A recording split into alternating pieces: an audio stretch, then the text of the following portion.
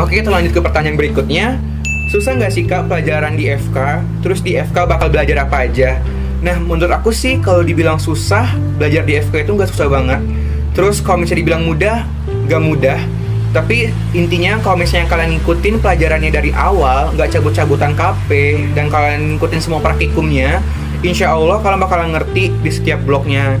Nah, di FK sendiri atau FK Unan, itu kita pakai sistem blok, dimana di satu semester itu ada 3 blok, dan masing-masing blok itu udah dipaket-paketin materi pelajarannya. Misalnya nih, aku sekarang ada di blok 2.5, aku lagi belajar tentang kardiovaskular atau tentang jantung gitu. Nah, mungkin apa-apa aja yang aku pelajarin di FK itu ada anatomi tubuh manusia, terus aku belajar juga tentang fisiologi. Fisiologi ini kayak kalian belajar tuh kayak gimana sih mekanisme keluarnya keringat gitu kan. Terus aku juga belajar tentang farmakologi, tentang obat-obatan, kayak kalau misalnya udah diagnosa nih penyakitnya ini, terus kira-kira obat apa yang cocok gitu. Terus kita juga belajar tentang biokimia, terus kita juga belajar tentang mikrobiologi, kayak parasitologi gitu kan. Pokoknya segala aspek di dunia kesehatan itu kita pelajarin semuanya. Pokoknya komplit deh kalau kalian masuk FK. Setelah tamat dari FK mau lanjut kerja di mana Kak? Nah, sebelumnya aku jelasin dulu nih. Jadi untuk buat dapetin gelar dokter umum ini ada 2 tingkatan dulu yang harus kita jalanin. Yang pertama itu preklinik sama klinik. Nah, preklinik itu yang sekarang aku lagi jalanin, itu ada 7 semester. Jadi kita belajar teori dan materi di kampus selama 7 semester. Nah, kalau misalnya kalian nanti di ujung semester udah selesai skripsinya, kalian bisa masuk ke klinik atau yang sering dikenal sama koas. Nah, di koas ini ada 4 semester, di mana ada sekitar beberapa siklus-siklusnya. Nanti kalau misalnya kalian udah tamat semua siklus, kalian sudah lulus semua siklus, barulah kalian ikut yang namanya UN buat jadi dokter, buat dapatin gelar dokter, atau UKM PPD. Nah, kalau misalnya kalian udah lolos nih UKM PPD, barulah kalian bisa dilantik jadi dokter umum. Nah, kalau misalnya kalian udah jadi dokter umum, ada 2 kemungkinan. Yang pertama itu kalian mau jadi dokter peneliti atau dosen. Kalau enggak, kalian mau jadi dokter spesialis.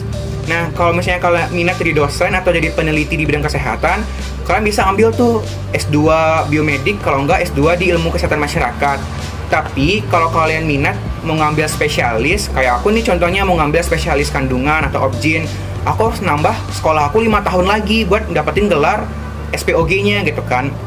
Ya emang lama sih kuliah buat jadi dokter, tapi apa boleh buat, selama ini masih keinginan kalian semua, insya Allah bakal terjalanin kok. Semangat. Sama pengeluaran buat kuliahnya mahal nggak? Ya aku akui buat di FK itu mahal. Ya apalagi aku masuk dari jalur mandiri, itu nggak ada subsidi dari pemerintah. Itu UKT per semesternya 15 juta. Tapi kalau kalian masuk dari jalur SNMPTN ataupun SBMPTN, itu bisa lebih murah, itu sekitar 12 juta atau 10 juta ke bawah. Tapi kalau kalian bisa bidik misi, itu ada teman aku yang nggak bayar uang kuliah sama sekali. Nah, mungkin pengeluaran lainnya itu ada dari buku. Itu contohnya aku beli buku anatomi yang mereknya Sobota. Ini nggak endorse ya guys gitu. Jadi itu contohnya anatomi, aku beli satu paketnya 1,5 juta. Terus ada buku embriologi, ada fisiologi, itu rata-rata harganya kalau ori di atas 500.000. Ya menurut aku lebih suka beli ori karena bisa kepake sampai kalian jadi spesialis pun. Tapi solusi lainnya nih buat lebih irit aja, aku biasanya juga pakai e-book kayak e-learning gitu. Jadi kalian bisa akses semua buku dan jurnal di sana. Ya paling kalian cuman beli di awal buat beli passwordnya, habis itu kan bisa akses semua buku yang ada di sana. Ya. Nah sebenarnya mungkin untuk prestasi aku tidak terlalu sibuk dan tidak terlalu banyak ikut perlombaan seperti SMA, karena aku lebih sibuk ngisi beberapa job nge-MC di beberapa event. Dan alhamdulillah hasil dari MC bisa ngebantu uang jajan aku sendiri dan nggak terlalu nyusahin orang tua. Dan karena menurut aku ketika kalian tamat jadi seorang dokter, penghasilan kalian itu nggak hanya di dokter aja gitu, tapi kalian juga dapat penghasilan dari soft skill yang kalian miliki. Kayak aku bisa dapetin job nge-MC. Jadi kayak waktu misalnya aku jadi dokter, aku nggak hanya jadi dokter aja, tapi aku juga jadi dokter yang bisa nge-MC juga. Jadi menarik kan kalau misalnya kalian seorang dokter yang punya pekerjaan lain yang juga menarik tentunya. Nah mungkin untuk goals aku itu aku bakal lebih fokus dulu ke pendidikan aku yang sekarang. Di samping itu aku fokus juga buat kerja sebagai MC, tapi nggak mecahin fokus aku buat jadi seorang dokter. Habis aku dapetin dokter umum, aku bakal insya Allah lanjut jadi dokter spesialis kandungan, itu aku nambah pendidikan lagi 5 tahun seperti yang aku bilang sebelumnya. Pertanyaan terakhir, hal apa aja yang harus disiapin kalau kuliah di jurusan ini? Nah, untuk kuliah di kedokteran banyak sekali yang kalian harus persiapkan, baik itu dari segi mental, karena kalian akan dihadapkan dengan pelajaran yang sangat banyak, dan itu aku pernah sampai nggak tidur buat belajar. Selain mental itu fisik, kalian harus jaga-jaga kesehatan, rajin minum air putih kalau udah masuk FK. Dan kalau kalian yang masih malas-malasan makan, itu aku saranin jangan masuk FK karena kita butuh tenaga banyak buat belajar. Selain mental, fisik, terus juga otak. Ya anak FK pasti tiap hari belajar, tapi ya aku sih fleksibel sih, kalau misalnya ada tutorial atau ada ujian aku belajar. Tapi kalau nggak ada, aku lebih kayak free time aja, kayak nonton atau hangout bareng teman-teman. Terus yang selanjutnya keuangan, ya mungkin keuangan ini lebih fleksibel ya, kalau misalnya kalian bisa bidik misi, kalian aman di keuangannya gitu kan. Tapi kalau misalnya kalian masuk jalur kayak aku mandiri, siapin aja tuh duit yang lumayan besar buat jadi dokter. Itu dari aku. Terus aku mau ngasih tips milih jurusan ala aku. Nah, jadi untuk memilih jurusan ini jangan sampai salah. Maksudnya di sini tentukan passion kalian dulu. Kan orangnya seperti apa, ingin bekerja seperti apa, dan perhatiin juga tuh buat masuk kuliah. Kalian boleh mau ngambil jurusan ini, jurusan favorit misalnya, tapi balik lagi ke diri kalian.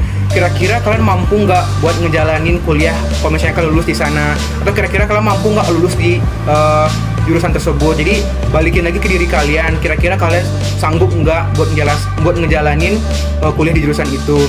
Itu sih tips dari aku.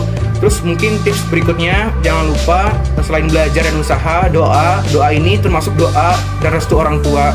Karena aku jujur, tanpa restu orang tua aku nggak mungkin bisa sekuat ini, sebisa bertahan ini di FK. Jadi yang paling utama itu selain usaha, kerja keras, doa, terutama doa dari orang tua. Jadi jangan pernah ninggalin yang namanya restu orang tua.